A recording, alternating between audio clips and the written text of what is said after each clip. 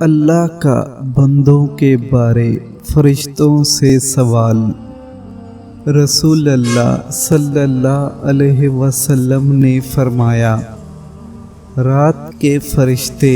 اور دن کے فرشتے نوبت با نوبت تمہارے پاس آیا کرتے ہیں، اور صبح کی نماز اور عصر کی نماز میں ایک دوسرے سے ملتے ہیں۔ پھر وہ فرشتے جنہوں نے تمہارے ساتھ رات گزاری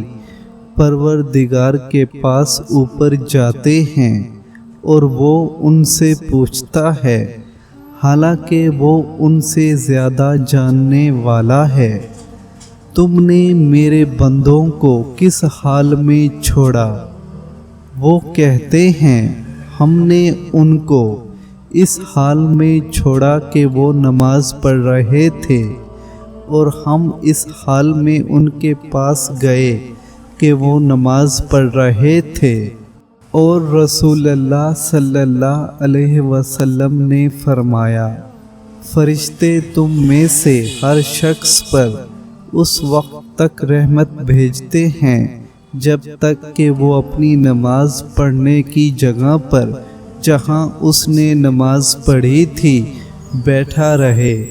اور وہ کہتے ہیں، یا اللہ تو اس کی مغفرت کر، یا اللہ تو اس پر رحم کر، جب تک کہ اس شخص کا وضو نہ ٹوٹ جائے۔